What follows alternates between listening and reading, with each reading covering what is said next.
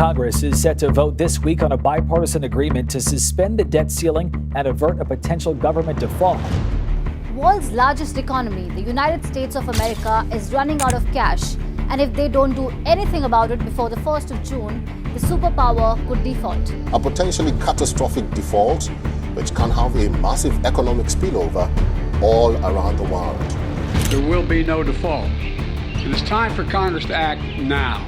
American stocks closed in the red on Tuesday. Even Indian markets felt the heat. The Sensex dropped 200 points in today's trade. President and House Speaker Kevin McCarthy reaching that last-minute deal to resolve the looming crisis. That's the United States for you. They sneeze, but you catch the cold.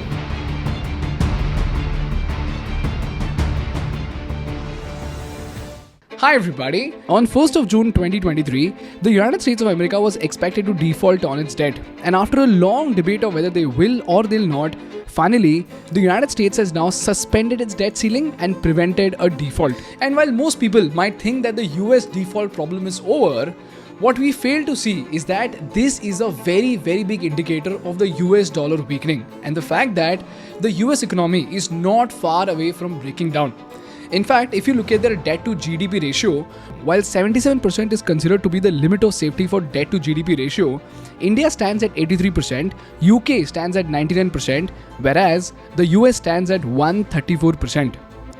And if you look at this graph, this is the highest debt to GDP ratio US has ever touched in the past 150 years. And today, it's more than the times of Great Depression, both the world wars and even COVID. And every time they reach this debt ceiling, they have increased it further. And they have increased the debt ceiling not once, not twice, but for 78 times since the 1960s.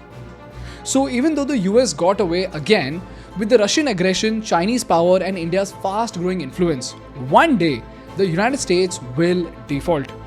And when they do, it will not just shake the world economy, but will also be a pivotal moment in world history, which might result in a drastic shift in power. So as students of business, it is very important to study this macroeconomic situation because this moment will affect everything starting from world powers to the stock market to every single commodity traded in the international market. So in this episode today, let's try to understand what the hell is a debt ceiling, why is it so important in the context of US, what happens when a country violates its debt ceiling, and in the next 10 years, if the US defaults, how will this affect the world economy? But before that, we have a quick announcement from Growth School. People, in the last couple of months, many tech companies and startups have been falling apart, and if you're not skilled enough, there is a high chance that you'll not find a job or you will lose your current one. So if you want to save your career and become the top 1%, that too for free, you should know that Growth School runs some incredible paid workshops on in-demand skills like data analytics, management consulting, product management, growth hacking, LinkedIn personal branding, and many more. Now here's the crazy part. The first 1,000 thinkschool learners will get all these workshops for absolutely free of cost using the link below. This will give you a chance to learn from the experts working at your dream companies like Google, Microsoft, OpenAI, Uber, Facebook, and so on. By the way, Growth School is a LinkedIn top-rated startup which has already taught over 500,000 students and has an amazing rating of 4.7 on Trustpilot and Google. Also, people like Kunal Shah, Tanmay Bhatt, and top global VC funds like Sequoia have already invested in Growth School. And I can guarantee you that whether you are a student, working professional, freelancer, or a founder, these workshops are going to help you get better at your job or even transition into a new career. So if this sounds useful to you, click the link in the description and be among the first 1,000 people to access their workshops for free. To understand USA's situation, we first need to understand how countries acquire debt. You see, just like you and I get home loans, even the countries take out debt in order to grow. And there are three popular ways in which they get these loans. The first way is through international financial institutions such as the World Bank, International Monetary Fund, and development banks. Secondly, they could take loans from the commercial banks, wealth funds, and bilateral loans from other countries. And the third way is to do it through bonds. In simple words, if the US needs $1 trillion to run its economy, it will come out with a $1 trillion government bond at 3% interest and will split it into 1 million units, with each unit costing $1 million. So after the bond is released, the government of China might buy $400 billion worth of units, the citizens of US might buy $200 billion worth of units, the Blackstone Group might buy $200 billion worth of units, and the government of Japan will also buy $200 billion worth of units. This way, the US will have $1 trillion to run its economy, and in return, the government will promise an interest of 3%. So every year, the US government will give out $30 billion in return to its investors, and depending on the units that every shareholder owns, they will get 3% of their principal in return every year. And after the maturity period of say 30 years, the government will return $1 trillion back to all the shareholders. And why do these countries own US bonds? Well, that is because it is a very safe investment instrument and it is a very safe way to park your money. And this brings us to the question, why was this debt ceiling introduced? I mean, depending on the challenges that the government is facing, tomorrow, if they need $20 trillion, they should be able to raise $20 trillion without any hesitation, right? Well, unfortunately, that's not how economics works, because the more debt you take up, the more vulnerable you get. So to put a limit to the debt the US takes, the US debt ceiling was introduced. So as the name suggests, the debt ceiling is a limit beyond which the US government is not supposed to borrow. This is to make sure that they do not accumulate an unsustainable level of debt, which might eventually destabilize the economy. So if they're crossing the debt ceiling, it is an indication that the United States might be taking up an unsustainable level of debt. And it's not a new thing at all. In fact, the concept of debt ceiling started way back in World War I, when the US debt shot up from 3.5% of its GDP to 30.2% of its GDP. And again, in World War II, it shot up to 103% of its GDP. But immediately after that, if you see, the debt to GDP ratio dropped and it came down to just 35.2% in 2007. But immediately after 2008 recession, it started rising. And after the COVID-19 pandemic, the debt to GDP ratio of the US shot up to 98.2%. And now it is close to 130%. And this is mainly because from FY19 to FY21, the US government spending increased by 50%. And this is due to tax cuts, stimulus package, and decreased tax revenue.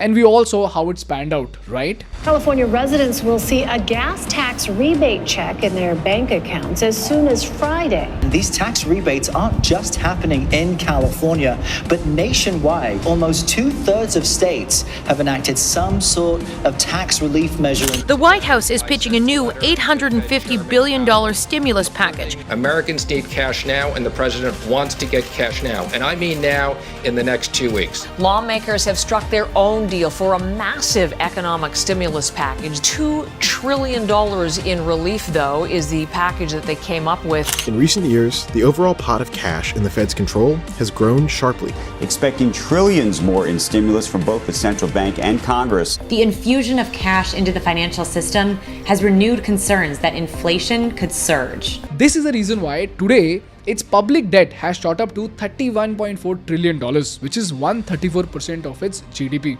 And what's even more scary is that in FY22, the United States paid $475 billion in just interest. And in 2023, it is projected to be $663 billion. So do you see how quickly this interest rate is rising?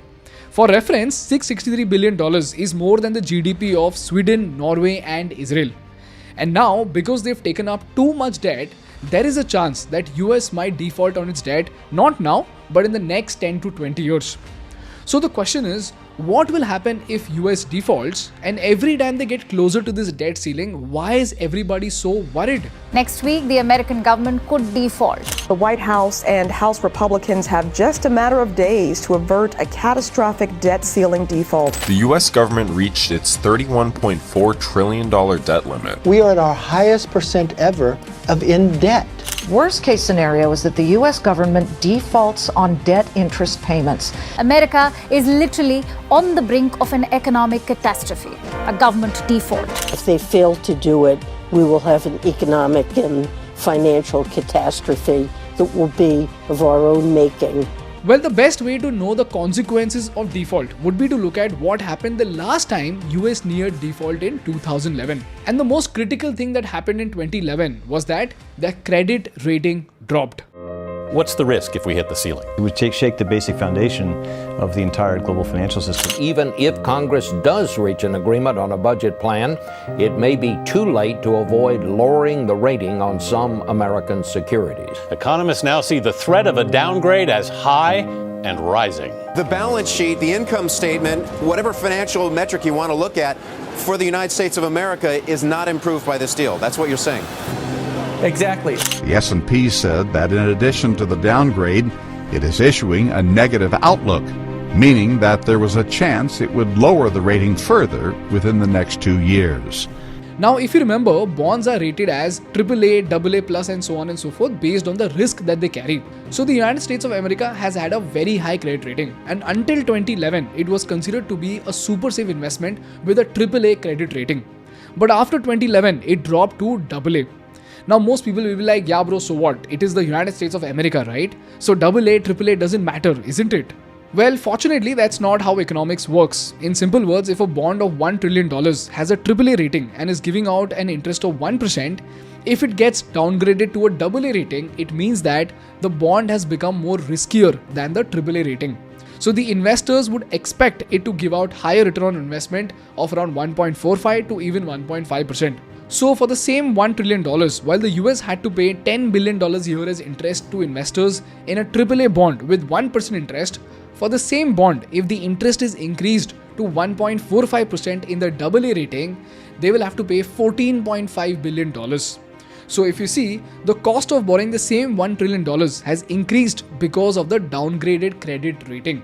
And this increase in the cost of debt, ladies and gentlemen, leads to a drastic ripple effect on the economy of the country. And this is on everything starting from development to poverty eradication to even healthcare.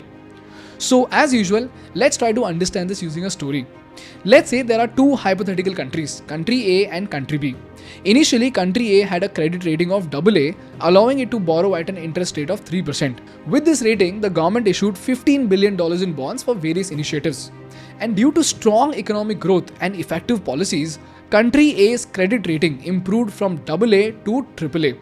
As a result, the interest rates on new bonds decreased from 3% to 1.5%. So what immediately happened was that instead of paying an interest of $450 million in interest, country A has to pay only $225 million in interest. So this frees up an extra $225 million from debt payment, and this $225 million can be now used for investment in infrastructure, education and social programs. So the citizens of country A will immediately experience a higher quality of life, right? Secondly, the improved credit rating would attract more foreign investments, and with more foreign direct investment, there would be more job creation, more technological advancements, and eventually the economy will grow faster. But on the contrary, if you look at country B, initially country B had a credit rating of AA. This allowed it to borrow at an interest rate of 3%. So the government issued $10 billion in bonds to various projects and programs. But due to an economic downturn, country B's credit rating was downgraded from AA to just A. As a result, the interest on new bonds increased to 6%. So what immediately happened was that instead of paying an interest of $300 million, country B would now pay $600 million in just interest. So this means that country B will have $300 million less in investment that could have gone into public services, health, education and infrastructure. Secondly, the higher borrowing cost would strain the government budget because now the government will have to shell out $300 million extra. And as soon as foreign investors see this strain in budget, they would quit the market. So less foreign investments means fewer jobs, which will lead to less economic growth. So the first challenge of default is that your credit rating will go down, which will increase your interest rates, which will lead to less investor confidence, leading to fewer jobs, leading to an economic slowdown. If this is very clear to you, let's move on to the second challenge. The second challenge of default can be understood by understanding the case of other countries' default. For this, let's take the classic example of Sri Lanka. Sri Lanka, for the very first time in its history, defaulted in 2022. And we all saw how it happened. now running out of petrol, medicines, and foreign reserves. The once booming Sri Lanka is in a mess. An economic crisis in Sri Lanka, which is becoming increasingly dramatic, with residents' life savings virtually disappearing into thin air. Its government has been forced to default on its entire $51 billion of external debt. Sri Lanka has officially defaulted on its foreign debt as it confronts its worst economic crisis in more than 70 years. So there is soaring inflation, huge piles of debt, bleeding foreign reserves, and a tanking currency. Everything that could go wrong with the country's economy has gone wrong with Sri Lanka. And when this default happened, three things happened because of this. Number one, the interest rates of bonds shot up from 4% to 16%. So if your credit rating falls, your interest rates might increase by 1 or 2%, right? But if you default, it might shoot up by 10 to 15%. So just like we saw in the previous example, 1.45% on $1 trillion is $14.5 billion. But 10% on $1 trillion is $100 freaking billion in just interest. And this could practically paralyze an economy. And not so surprisingly, this is exactly what happened in Sri Lanka. Secondly, all foreign investors will become extremely scared and they will start selling off their investments. In Sri Lanka, if you see, they started selling their bonds as well as currency holdings, because of which the value of Sri Lankan currency dropped drastically. Thirdly, because the bond interest would increase and the currency would fall, the stock market could come crashing down. And this is again what happened in Sri Lanka. Sri Lanka has asked the International Monetary Fund for urgent help following a financial crisis that has engulfed the island state. It's halted its debt payments, stoking fears that its economy could be about to collapse. Certainly things are going to get worse before they get better. We did not close the market because we are trying to dictate where market pricing should be. We would not have done this under normal circumstances. So in short, the economy will spiral into a deterioration, and this will cause obvious problems like recession, job loss, and poverty. This is what happens when a country defaults on its debt. So just like Sri Lanka, in the US, when the US economy is no longer so powerful, without the ability to borrow, the government will have to cut spending drastically, and this could lead to government shutdowns, layoffs of federal employees, and it will affect everything from social security payments to even military spending. In fact, experts predict that if US defaults, 1.5 million jobs could be lost in a week, 8 million jobs could be lost in the long run, the stock market could come dropping down by 22 to 27%, and eventually the banks won't be able to give out capital easily. This means both consumption and business will slow down in US. But like I said, it's the United States of America this time and not Sri Lanka. So the possibility of default for now is extremely low. But someday into the future, the United States might default. And when it happens, it will lead to a catastrophe because the world is now losing confidence in the US dollar.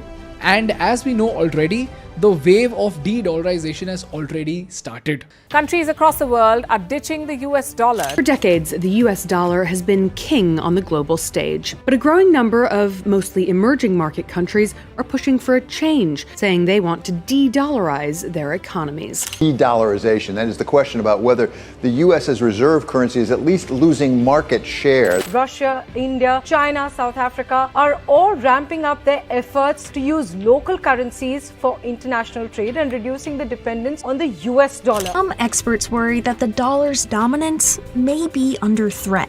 And this brings us to the last segment of the episode, and that is to answer the question, if the US defaults, how will this affect the world economy? Well, it will affect the world economy in 4 ways. Number one, just like the 2008 crisis, a series of domino effects will be set in motion. As the saying goes, when America coughs, the entire world catches cold. And today, Japan holds $1.1 trillion worth of US Treasury securities, and China has $859 billion worth of US Treasury securities. So if money printing happens, it will deplete their investment. Number two, US bonds are used as the benchmark for other debt securities and as collateral for many transactions. So basically, big nations actually use US bonds as collateral to get loans from the banks. So if the US defaults, it could even lead to a liquidity crisis across the world. Thirdly, all US trade partners will get heavily affected because US citizens will consume less. And since US is one of the biggest consumption markets in the world, it will heavily affect every country that trades with the US. And finally, countries like Argentina and Zimbabwe that are currently using the dollar in place of their own currency will completely lose trust in the dollar and they will move on to another currency. And lastly, considering the new BRICS currency and the rise of the digital yuan and digital rupee, we could be looking at the rise of another giant superpower, or even better, a cluster of nations that together will act as a superpower. So while the US will not default on its debt today, someday this is bound to happen, and every nation, especially India, needs to be very well prepared for this D-Day. How and when will it happen? Only time will tell. That's all from my side for today, guys. Now you may have a look at all the study materials in the description. If you learned something valuable, please make sure to hit the like button in order to make YouTube Baba happy. And for more such insightful business and political case studies, please subscribe to our channel. Thank you so much for watching. I will see you in the next one. Bye-bye. And don't forget to check out Growth School's paid workshops that are being offered for free only for the first 1,000 thinkschool learners. The link is in the description. So click on it and choose the workshop of your choice today.